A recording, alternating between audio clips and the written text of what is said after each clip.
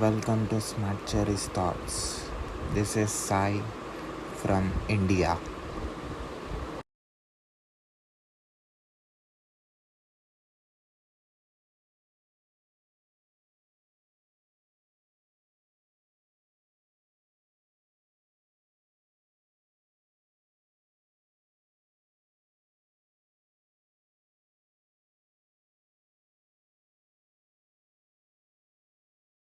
Hi Charlie, how are you? Great. I'm great. How are you today? I'm great, sir. Thank you for giving me opportunity to interview you for my YouTube channel and podcast. It's my pleasure. My pleasure to be here. So I thought to tell about you and the work that you're doing, and also the work that you did before to my audience, and also want to introduce you to them. Okay, great. So where do you want to start? So can you please introduce yourself? Sure. Hey, I'm Charlie Isaacs and I work for Salesforce right now. I am CTO for Customer Connection, which means basically CTO for IoT. I focus on Internet of Things, but I also focus on emerging technology. So emerging technology most recently means things like the metaverse and um, not necessarily cryptocurrency, more focused on digital twins and things pertaining to virtual representations of physical objects. And we could drill into that later if you want. But I started at Salesforce around a little over 10 years ago. And I started off in Service Cloud strategy. We have several clouds now at Salesforce. And when I first started, we only had basically Sales Cloud, which did Salesforce automation. And we were just getting into something called Service Cloud. And we had a platform, of course, that we're building things on. But I focused on Service Cloud when I first joined Salesforce.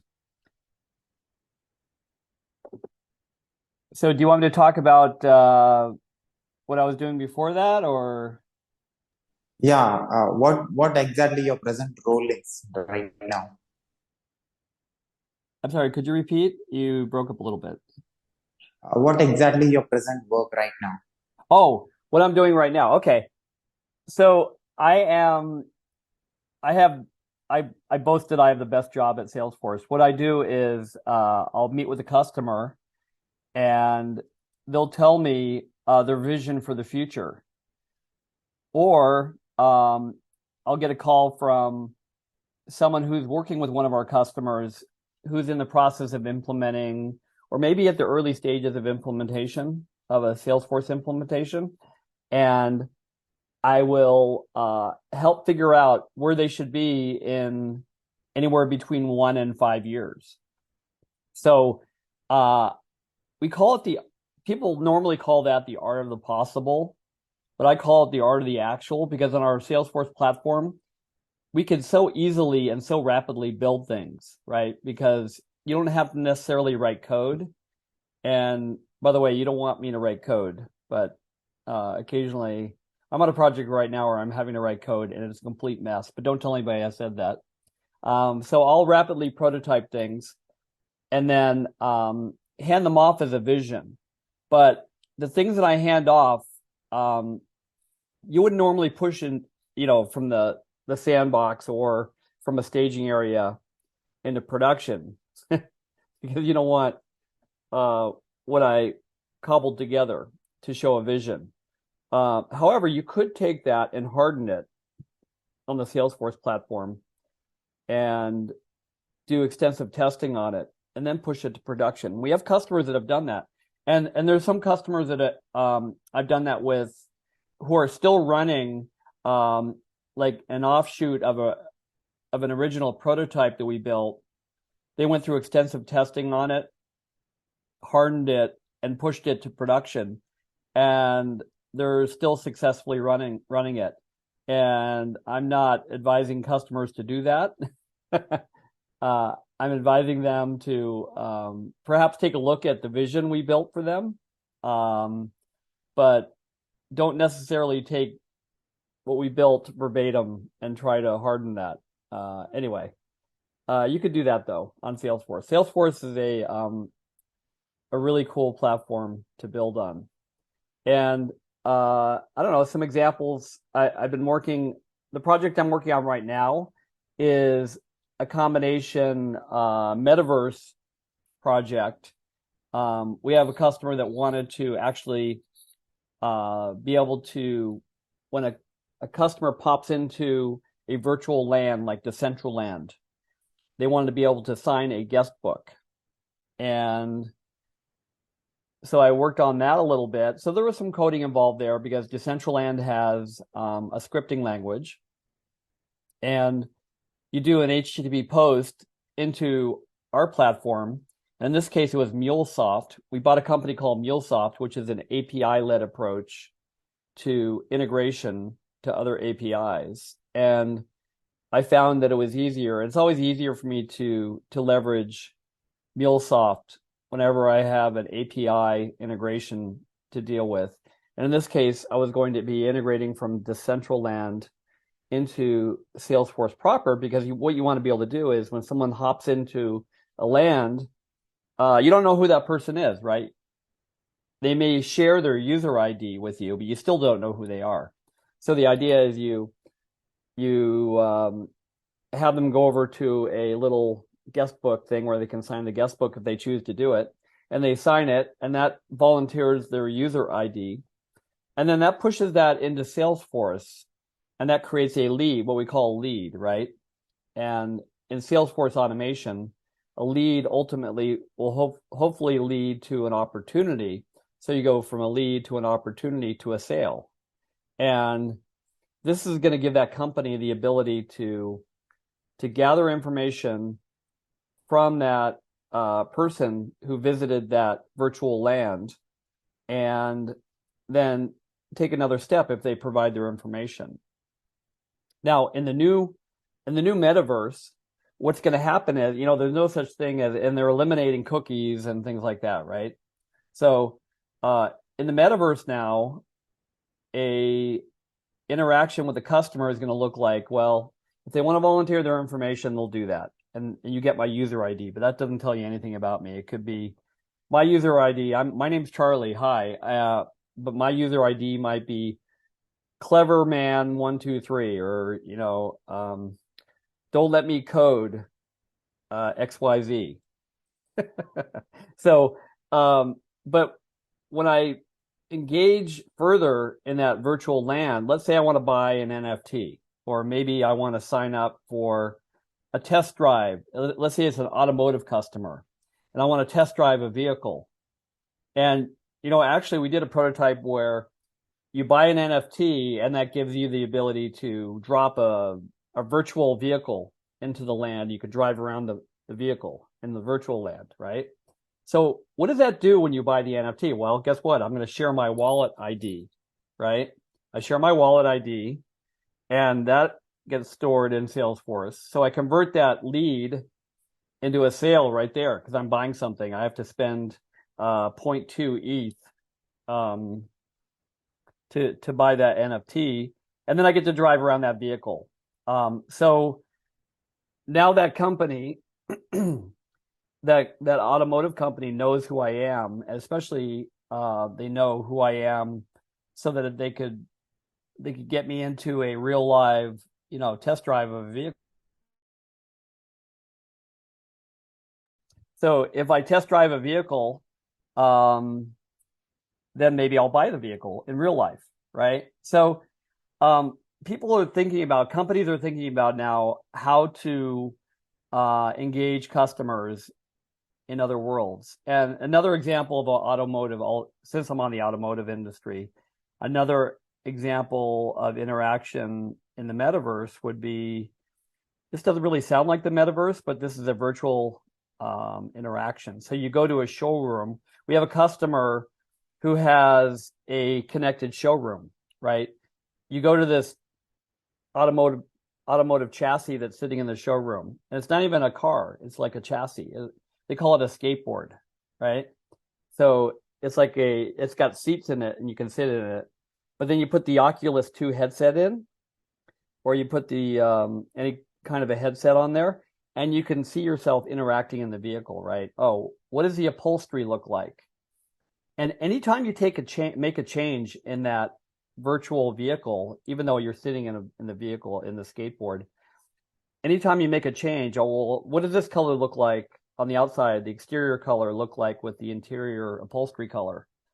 Well, you can configure that, and then a remote salesperson running on Salesforce can see all those changes. And if the user opts in, if they say, "Hey, yeah, I want to talk to a remote salesperson," the remote salesperson can interact with that user and ask them questions, right? Oh, that beige upholstery might look better if it's this texture. Would you like this texture? And they say yes, and they say, okay, here, let me help you. This is the button you push to get that texture in your vehicle. And then they build their vehicle in a virtual world, and then they can see it represented. They can print it out, right? On a piece of paper, or they can publish it to an NFT and look at it in the virtual world. And then they have a virtual representation of what they want. Maybe it's aspirational to them. Maybe that they'll hang that on their wall and they say, one day I'm going to get this very cool vehicle. I'm going to have enough money to buy this car, right? I can work hard to get this vehicle. So does that make sense? I'm all over the map here. Those are the types of projects I work on. And mainly I do focus on, and they sound boring to some people. Well, I have this, I've got it across the room. I could run and get it. But you'll be staring at a blank screen. I've got this blood pressure cuff thing. Here, hang on just 1 second. I'll be right back.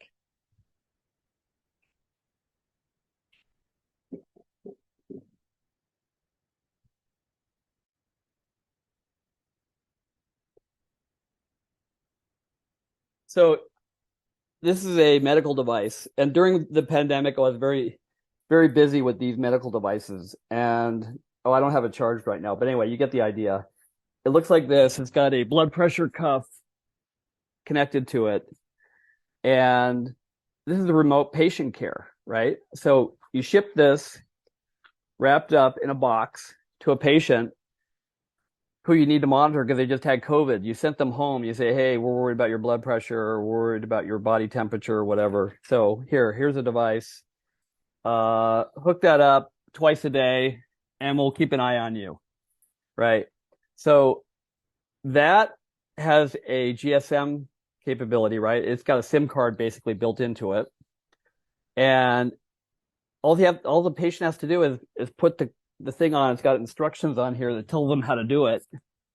And so if it's my dad who he's not technology savvy, right? He can read the directions on here. He pushes the button to power it on, and it sends his blood pressure reading twice a day up to the cloud. And our health cloud application monitors that patient, right? And if there's an anomaly, like a high blood pressure reading, then it will trigger a notification to the nurse. Or if it's a severe problem, it could call 911 or, get the doctor on call or whatever. So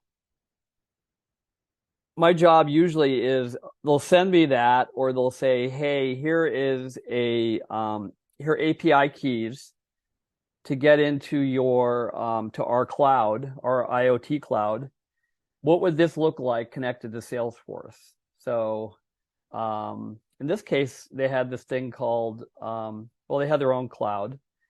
They keep changing the name of it, so I'll leave the name out. But all I had to do was say, I can set a threshold rule and say, if threshold was X, then push a notification into our REST API. And every piece of functionality, we have this concept called clicks, not code, that I was talking about earlier, right? Where you don't have to write a lot of code.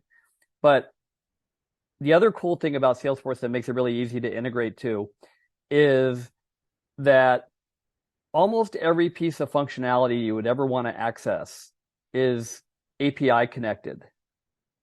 So if you want to send a marketing notification, you can send an API. If you want to do headless commerce, you could leverage the API for that.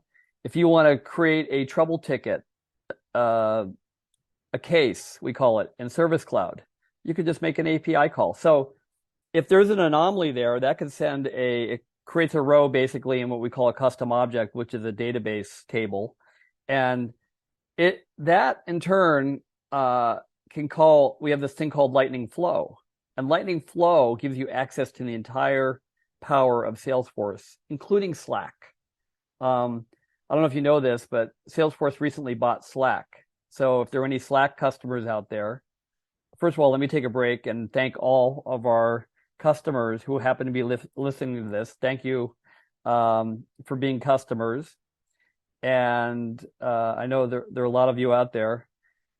And if you ever need help with an emerging technology project, contact me. And I'm sure the contact information will be posted somewhere on this call or on the where this is posted. So anyway, to get back to that Medisante medical device, there's another device that's called the Life Signal Bio Patch that is a patch that they sent me during the COVID shutdown that has a similar use case, but it uses a different strategy for connecting to the cloud. You need an Android phone, right? Or an iPhone to connect it connects via Bluetooth to the cloud. So this Medisante one used a SIM card. So they're different. There's always a different gateway type to get into the cloud. And then once you get into the cloud, whatever the cloud is, you can go directly into Salesforce too. We frown upon that because we don't want to get flooded with billions of events per minute on our Salesforce platform now. However, we do have some new technology called Salesforce Genie that's getting us closer to be able to do that for our customers. We could drill down on that if you want to. But we typically see a AWS or a GCP, Google Cloud, right, in between us and the device. And then people do their own rules on top of that. And they say, oh, here's an endpoint that you can connect. Another company we bought, which was a great strategy, a great purchase. By the way, I would love to take credit for all this, but we have this executive team that's phenomenal that sits way above the top of the organization, and they make these decisions. But everybody said, "Oh, Slack. Oh, you paid too much. Blah blah blah. Whatever." I'll tell you, every use case now has Slack in it. It's become like my interaction operating system. I mean, even like if there's a medical device that that's connected to a patient, people can collaborate. You can send that message to Slack just as easily, and people collaborate around Slack to solve the problem. Oh, who are we going to send to this patient? Oh, well, that person's out of town. Well, what workflow should we trigger to handle this issue? So Slack is very powerful. Not only can you customize a UI, but you can also trigger workflows from Slack. You can also push Tableau visualizations into Slack. Slack is just a very cool platform that I use for almost all of my customers. So anyway, to mention again to refer back to what I was doing during the pandemic and how busy I was, people were sending me these medical devices all the time. But now, as a result of the pandemic, people have really discovered how they can't really operate as a business, especially if they have a product, unless they can remotely monitor that product, right? Remember what happened during the pandemic? We all shut down and we couldn't go anywhere. Well, guess what? If you're able to monitor all of your products, all of your appliances, all of your equipment remotely, then you don't have to send anybody anywhere, right? You can remotely monitor it, check the health of it. You can actually fix it, right? And Tesla did a great job of proving that model out. And it's not like that was a new model. We've been doing that for years. We call them over-the-air updates, right? So you can send new software, new features, new applications to the device just by pushing an over-the-air update to the device. So IoT enables new functionality, new business models, and in this case, safer business models, right? Because you're able to do things remotely that you never even dreamed of before. Okay, so I'm kind of going all over the place here. Am I answering part of your question? You wanted to know what I'm doing right now. That's what I'm doing. And again, I have fun every day because every day, I mean, I had like four customer projects going last week. Um, I've only got like three this week, but and sometimes I'll get them going and hand them off to somebody. We have solutions engineers that are able to pick this stuff up um, and run with it. So sometimes I'll get something going and then hand it off. But it's really fun when new stuff and use cases are all over, like it could be a food processing machine I had last week, and I mentioned there was an automotive project I'm working on this week. There's and that I've got a digital twin project where we're taking a building and representing that in it's basically a CAD CAM drawing.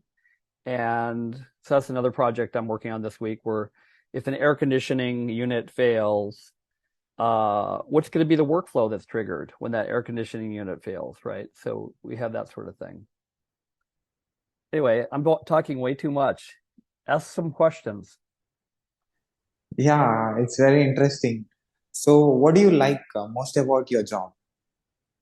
Oh, exactly that. Being able to go out, visit, meet with new customers, um, and do the cool new projects. I already mentioned that part of it. But the other part of my job that I really love is we have this thing at Salesforce called the Salesforce Ohana or the Salesforce ecosystem. And these are the most amazing people in the world. Um, and especially there's a group of people on top that sits on top of the ecosystem that we call Salesforce MVPs. And this is a group of people. I'm not even sure what the current count is, but we have dozens of people, maybe hundreds of. No, I don't know how many. Well, we've got Tableau now and MuleSoft, and we've got their MVPs now too, and they call them what do they call them? Data Fam at Tableau and Muleys at MuleSoft. But so we've got all these companies we've acquired too. We've got their MVPs, but these people become MVPs, and it's a category of our ecosystem that they become MVPs by helping other people. Predominantly, they're nominated by their peers. And we have this thing called a Trailblazer community, which is like it's a bulletin board or a community forum where people gather and they ask questions and they get help. And they go there when they can't find their answer in Trailhead. Trailhead is our training platform. We have a free online training program called Trailhead where anybody in the world can learn about Trailhead. And you can even become, and this is embarrassing because I can't help her very much because I'm busy myself, but she's, this is my daughter. My daughter is up on the Trailhead site right now because she wants to earn extra money on the side, right?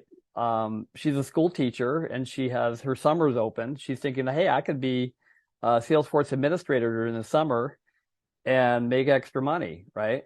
So she's trying to get certified and she's going through all the Trailblazer, the Trailhead training to do that. So you can ask questions though in this Salesforce Trailblazer community itself, the bulletin board. It's like, what do they call it? Stack Overflow, right? Developers on the call would know it. Or when you Google for an answer, to a question. And you could do that too with Salesforce, but it'll probably point you to the Trailblazer community for the answer to that question. And we have this thing called Stack Exchange too, where people informally answer questions. But typically they get up on the Trailblazer community and they interact. And there's also anyway, there's an adjunct part of that that's called the idea exchange, and I'll talk about it in a minute. But the Trailblazer community is very cool because if you answer someone's question and they vote up the answer, they get points. Basically, there's a point system associated with that. And the more you help someone, the happier you're going to be with that person. And there are many people that just nonstop are helping people, like Steve Mullis. He's got the most answers on the Trailblazer community. And he, of course, is our number one MVP, but he's an amazing guy and everybody knows him. And there are so many of those folks out there that are helping people. But whenever I go to an event, so I try to hit some of these Salesforce events, and you're asking, I'm getting about to your answer in a roundabout way. The other favorite part of my job is interacting with those MVPs and the rest of that Ohana. This Ohana means family, by the way, in Hawaiian. We adopted that name, and it truly applies because we all act like family. We take care of each other, right? And especially the MVPs, because they're taking care of people that don't know the answer, right? So they are at these events and meeting up with them, interacting with all these folks at these what we call dreaming events. And these dreaming events are sponsored not by Salesforce. We don't, sometimes we donate some money sometimes, right? And say, oh yeah, we'll buy a table or whatever, and we'll show up and our user experience people will buy a table and donate some money to the cause. But it's not run by us. It's run by the Trailblazer community. So like Midwest Dreaming is the largest one. I think they have 1,500 participants. A lot of people show up for these things. And I was one in Europe. I was in actually two. One was called London's Calling. And there were several hundred people there. I don't know the counts, but lots of people show up. We had Your Dreaming, European Dreaming, and that was in Amsterdam.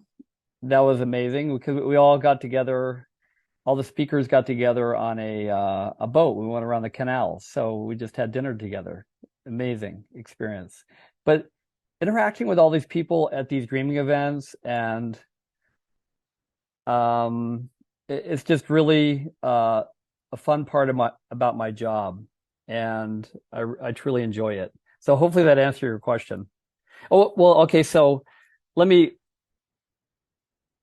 part A of that is also my volunteer work. I'm really rewarded by my volunteer work.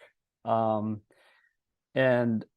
I'll meet with underrepresented groups of people. There's a company, an organization called Pep Up Tech that chooses predominantly like African American people in the United States, but it's helping people all around the world who wouldn't have normally have a chance to learn about technology. Another one is VetForce. VetForce helps out the military community all around the world. Anybody who's been in the armed forces is exiting the armed forces and doesn't know what to do.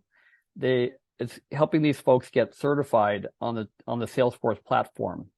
So that's another very rewarding part of my job, is helping out folks in those communities. So how this Salesforce is solving problems and helping human beings? Yeah, so that's a great question. Well, I was just speaking at a conference where it was a conference on sustainability. And actually they had a tie-in between sustainability and the metaverse. They said, how's the metaverse going to benefit, and how is technology going to benefit um, sustainability? But I mean, we have a multi-prong approach to uh, solving the world's problems. We have a 1-1-1 program where 1% of our product, 1% of our people's time, and 1% of our equity is donated. And that's a lot of money. I mean, hundreds of millions of dollars have been donated to nonprofit organizations and charities by Salesforce. And like when I volunteer my time, by the way, the people's time portion of that is 6 days a year. I'm paid to take time off to volunteer. So what is it, like 50 hours? I get 50 hours a year to volunteer. And when I donate money to a charity, I get matched. And as I volunteer more time, I go up to different tiers about how much money Salesforce will match me. And for example, I'm at the level where if I donate $5,000, Salesforce will match $5,000. And so that's a lot of money, right? And if you multiply that by all the employees we have, that's a lot of money that gets back. Okay. And then we also have, when I said product, if you're a nonprofit organization, an NGO, someone who's not a true business, if you qualify, we will give you 10 free Salesforce licenses. And sometimes these companies, that's all they need, right? Because they're small charities and they want to save the whales or they want to plant trees, right? Those are examples of companies that are on our platform. You could build applications on our platform and leverage those 10 licenses to give back to the world. So the 1-1-1 is the underlying infrastructure of our how do we contribute to the world. Mark Benioff, currently our co-CEO, because Brett Taylor's our other CEO. We have co-CEOs. But when Mark and Parker founded the company, Parker Harris is our real CTO. I'm just a fake CTO. I'm a CTO for IoT, basically. I'm a cloud. They grandfathered my title. But Parker Harris is the real CTO. Amazing guy. Oh my gosh. He still has code, I think, running in Salesforce down there don't tell him I said that. No. Anyway, so they founded the company. They wanted to make sure that they established this program, right? The 1-1-1 program. And thousands of other companies have adopted the 1-1-1 model now. So talking about cascading goodness going through the world, right? And so let me focus back on, we really have an example of donating product also is we built this product called Net Zero Cloud. Actually, that's an example of our sustainability push. So our multi-pronged sustainability push, because I started to answer that question early on, is, we have this net zero product. We have Mark founded this company, this organization called 1 Trillion Trees.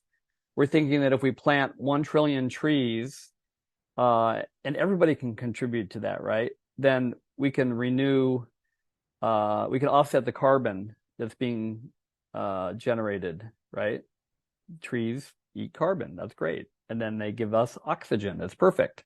So win-win. We love win-win. So, and then we also have another pillar of our sustainability strategy is we have a venture capital arm. It's like a $150 million fund where we'll fund sustainability startups and things like that. So I'm sure I'm forgetting to tell you about that. We have limited time, I know. So I'll cut it off there. But that's how I think, my vision of how we're giving back to the world. Plus, we're raising up I guess I'm not supposed to use this term anymore, raising people up by the bootstraps, by getting them trained on our Salesforce platform.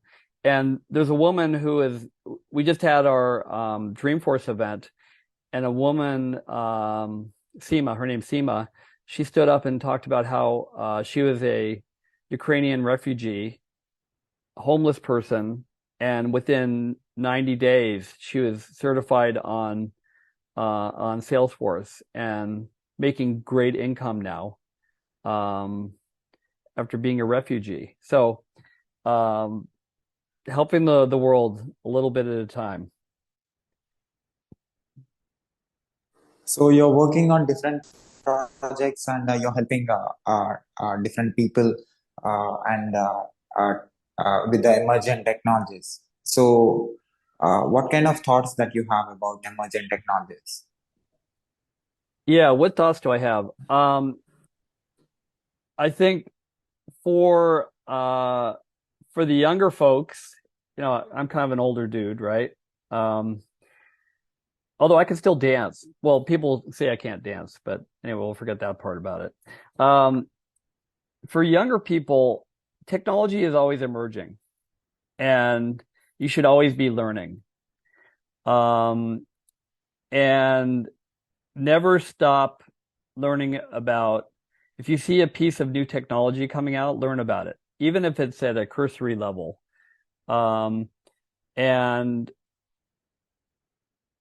adopt and absorb. Don't be afraid to change, because the only thing that is remaining consistent, and this is not just for the young people, but even people my age, if you're not learning something new every week, then you're not going to be able to really thrive in this world, right? So try to embrace change and embrace emerging technology, not just technology, things that are emerging, right? And maybe you were asking specifically about what emerging technology I thought was cool. I think the coolest part, and I get to work on this too, and I think the coolest part of emerging technology is that finally processing speeds are catching up to where digital twinning and things being simulated in the metaverse have become reality. And I did a recent talk on, flight simulator for your business. And I mean, that's nothing new. You wouldn't get onto a plane without your pilot being trained in a flight simulator, right? They wouldn't allow you to. The pilot has to do a certain number of hours of training before they get in a simulator, before they even can get in the cockpit. So why are companies making business decisions without doing what if scenarios in a simulator, right? So you should be able to, and a factory is a no-brainer example, and they're already doing this in factories where you take, you have a factory. Yeah, so you as a VP and you as a CTO, so how is this experience telling about new technologies to the people and letting them come into it and trying to adapt to it? Yeah. So are you asking about people that I meet with outside of the company, or people that I meet with that are Salesforce employees? For Salesforce employees, your customers. Oh, oh, Salesforce internally to Salesforce you're asking about? You're asking about Salesforce No, employees? outside. Oh, outside. Outside. Okay. Okay, sure. Yeah. Sorry. Yeah. So the way I talk to people about emerging technologies, the people who are customers, it's pretty easy for me to talk to them, because usually I've built a demo of some sort, or I built a visualization of what I'm trying to explain to them. And the best way to do that is to analyze what that company's doing. We call that, of course, due diligence, right? If you don't do your homework on a company, you're not going to be able to speak their language. So the best thing to do is before you talk to a company, you do as much research as you can. And it's really cool at Salesforce because the account team, the people who are with the customer on a day-to-day basis, do a great job usually of briefing me what their pain points are, what their needs are, the requirements, what their existing implementation looks like, what products they have, and in some cases where they really want to go. And you can find out a lot about a company, and I can find a lot about my Salesforce customers even on the web, right? So you look on the web, look on their website, and that helps me fill in the gap for what's already been provided to me by our internal account teams. And you can even do things like, if you really want to see where the executive team is going for one of our customers, you can look at the investor relations briefings, right? Get on their earnings call, right? You can hear about what they're doing, what they've accomplished, and in some cases where they're going in the future, right? So again, at my job, I could take all that information and I can craft a presentation, and in most cases, even craft a demo, leveraging the existing functionality they already have. Okay, this is what you have that's running on Salesforce. This is where we think you should be running on Salesforce and what you can actually accomplish running on Salesforce. And that's the best way to communicate about emerging technologies, right? To show how those emerging technologies will apply directly to their business. So that's why I really enjoy what I'm doing, because it gives me a chance to, if I don't already know about the emerging technologies, I'm going to learn because I need to show the customer how it could apply to their business. So it's funny how we all have to keep abreast. People who work with me on this, we all have to keep abreast of all the emerging technologies in a lot of different vertical fields, right? Like I was mentioning automotive earlier. Well, what's new in automotive? Well, okay, Apple CarPlay is out there in the head unit. The Snapdragon platform is coming, from Quantum, and they've got their own thing. And Harman has their own technology, so there are all these platforms, and you have to know, if you don't know what all these platforms are, what they do, and how they're going to be integrated in the automotive world, for example, then you're not going to look very bright when you're briefing the executives if you don't know what's going on in their world. So it's a lot of hard work, right? A lot of homework. And then you have to build a demo. And that makes it even harder. But again, the easy part is building all this on a Salesforce platform, because, and then I have people at the companies, when I talk to a company, the CEO will say, or the C-level executive team will say, they'll go down to their Salesforce admin and they'll say, hey, this is the vision of where we want to be. And that person will either love me or hate me. Right? But they'll see a cool vision for, it's usually they'll really like it a lot, right? Because that makes their job really interesting. Because a Salesforce admin, their day-to-day activities are, oh, will you help build this little piece of functionality for this business unit over here? But if they can see something that's really cool that's coming on the platform, that makes them more excited about their job, right? And how they're going to be staying at the leading edge by knowing about Salesforce. And that's what I tell people that join our ecosystem. I said, hey, you can either do Salesforce 101 every day, just do the basic blocking and tackling, maintaining customers, helping reset passwords, changing permissions for a different group, and all the day-to-day admin activity. Or you could take your career to wherever you want, and the sky's the limit with all this emerging technology that's coming out that integrates into Salesforce. So how Salesforce is thinking?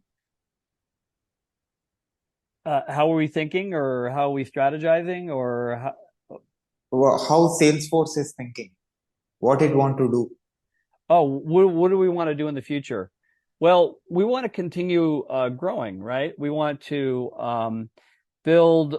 If you look at the numbers from McKinsey, for example, they say that we're going to need thousands, tens of thousands of trained Salesforce people in our ecosystem, not just internal employees, but people that are working for our systems integration partners, our independent software vendors, right?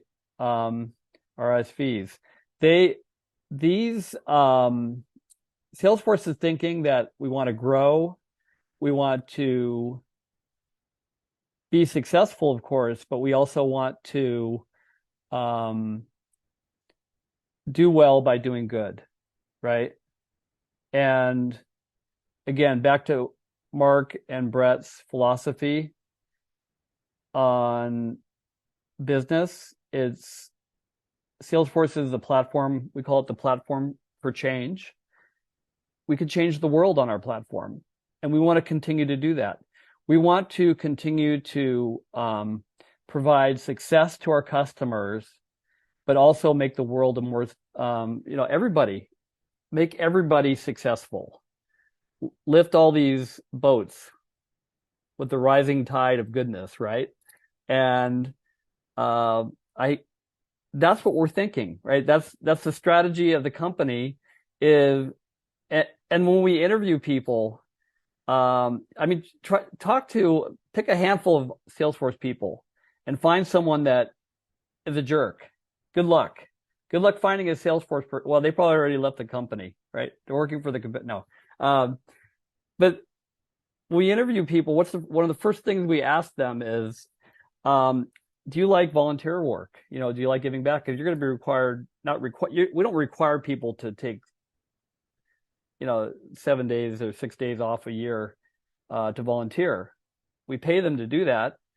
They don't have to take the time off, but what I ask people when I interview them, what's your volunteer status, right? What organization do you love volunteering for? What's your passion in that area?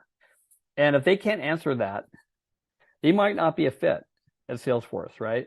If you don't want to help other people, if you don't want to change the world, if you don't want to make the world a better place, then you're probably not going to want to come work for us here at Salesforce. So how Salesforce has impacted the planet and impacted the human being's life, and what exactly the motivation and inspiration and the driving force of the Salesforce? Yeah, again, it's back to that 1-1-1 program. And I should know the statistics off the top of my head. It's like $250 million in donations, part of the 1% of our equity, 1% of our product, tens of thousands of companies that are nonprofits are on our platform. We've got the 1 Trillion Trees organization. We've got a whole group that's dedicated to sustainability. We've got the Net Zero Cloud. We've got we just announced the carbon marketplace exchange, where anybody can get up there and exchange carbon credits. So that was just recently announced a couple of weeks ago. We've got the Net Zero Cloud. We've got everything I mentioned before about the 1-1-1 program is our strategy for changing the world and for giving back. And our leaders, it starts at the top. Again, if you go to San Francisco, you'll see Benioff Children's Hospital. That's one of our big charities for Dreamforce, right? I forgot the number. It's in the tens of billions that we raised from Dreamforce for the Benioff Children's Hospital during the Concert for Kids. And again, my my example I gave earlier about giving back, if you multiply that by 65,000 employees or whatever our count is, 70,000 employees, if you have 70,000 employees all giving back, donating money, and they're all volunteering their time, their 6 days a year to charity, I mean, that alone is probably doing a lot more than anybody out there.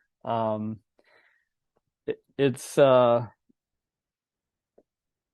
and the other thing I'll leave you with is Mark and Brett at the top of the organization.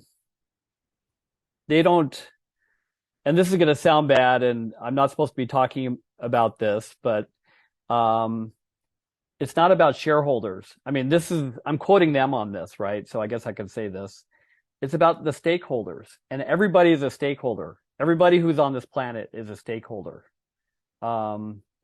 And they should benefit from what Salesforce does, our platform for change, right? They should benefit in some way from what we do. And sure, our shareholders will, and again, I'm not supposed to talk about this. Our stock is very low, right? Our shareholders are probably not that happy right now, and things are cyclic, right? The whole tech market is down. But what's important is, and what our leadership thinks is that if you take care of our stakeholders, then everything else will eventually turn around. So, and I'm very patient in that way. I know that things go up, things go down, right? So there you go. I'll put your web links in the description of this video on YouTube. People who finds our video on YouTube can see the work that you're doing and can see the contribution that you're doing to the world through your medium and through your work. Well, I appreciate you doing that. Thank you so much. I'll also put on the screen as well. They can see it. Okay, great. And it's been really a pleasure talking to you. I really enjoyed our conversation, and thanks for including me. So as a VP and as a CTO, as a person who is into technology for a long time, seeing the evolution of it, you talk with people, you solve different problems, you handle different projects. So as a leader, what is your observation about my work? Have you seen any videos of mine on YouTube? Yeah, I have. And before I agreed to join, I looked at a couple of your videos, and hopefully our video together here is going to be worthy of your work, your previous work. Yes. Yes, it is. So I myself, I did masters in software engineering and bachelor's in computer science and engineering. And right now I'm preparing for AWS DevOps engineer position. So how talking with experts like you, who already did who already solved a lot of problems in their life, and who are solving different problems in a higher level. Talking with you people, what I'm going to learn and how I'm going to use in my job in coming days. Mm-hmm. Yeah. So it's interesting because I went to school and got my BS in electrical engineering, right? So I'm a hardware guy. And I did take some computer science courses, but we were using punch cards on IBM mainframes. And my first job out of college, we were using paper tape readers to bootstrap computers. That's how old I am, okay? But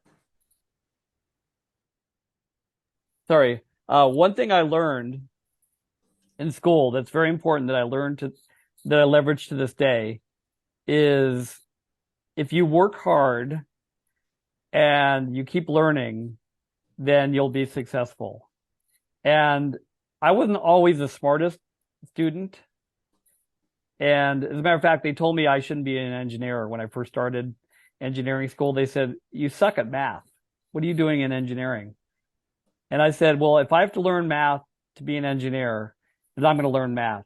And my first semester, my freshman year in college, I took like 4 extra math courses just to catch up. That's how bad I was in math. I mean, I was taking basic algebra again in my freshman year in college because I just had no desire to learn math. But I was building in my spare time, I was putting chips together to build computers. I built my own computer. I got that part of it, but I didn't understand how math related. I could speak Boolean logic in a chipset, but I couldn't do basic math, right? So anyway, I worked really hard to get to learn math, and I noticed how that applies to my everyday work. But you're going to learn stuff in school just to learn it, right? Just because you have to know it. And it's not going to be that useful to you in the future. And you can recognize that, but know that you're just, sometimes you have to go through 5 different steps to get to the ultimate goal. And just know that you're going through those 5 different steps to get to that goal. What you're going to learn in school, hopefully, you should learn how to be creative, because creativity is key to engineering, no matter what type of engineering you're doing.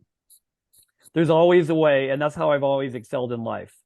The people, in my opinion, who are successful in engineering are able to, when they run into an obstacle or a roadblock, they're able to find a different way to solve the problem, right? There are many different ways to solve even a mathematical problem, right? You can get to the answer using many different avenues.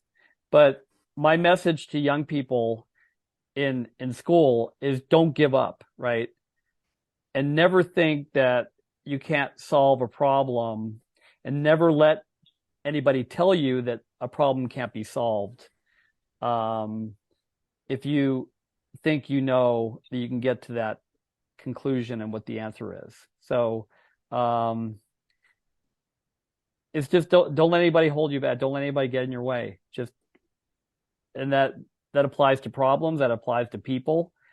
There's always going to be some negative person out there that's going to tell you that you can't do something. Oh, Charlie, you don't know math, so you're not going to be an engineer, right? Or no, there's no solution to this problem. We'll never land a man on the moon. We'll never be able to use reusable rockets, right? I mean, I know Elon Musk is a very interesting person in many different ways, but I mean, he doesn't say no, that's not feasible, right? Who would have thought we were going to be drilling huge holes in the ground and running cars at high speeds through the ground, right? Or reusing rockets and having autonomous vehicles orbit the Earth and land on the moon or whatever. I hope even a single word of yours changes one human being who is listening to you from anywhere on this planet. You'll be the reason for their change, and you'll be the reason for their growth, and you'll be inspiration for them. Well, I would be honored to have that outcome. That would be amazing. Because I know people have impacted my life. Like I had at least one teacher in high school, and I was 16 years old or 17 years old, that heavily influenced my my life by telling me that I should work in technology, right? And that one person guided my whole life, basically. So listen to the positive people, and listen to what the negative people say, because they may be giving you good advice, but don't let it stop you. Awesome. Can I put this video on my YouTube channel with your permission? Yes, you can. And also, can I put this audio and video clip on my podcast, website, internet, social media, everywhere with your permission? Sure. Okay. Thanks, Charlie, for your time. No, thank you. I really had fun talking to you. Good luck to you Uh, Thank you too. so much. Bye. Yeah. Bye.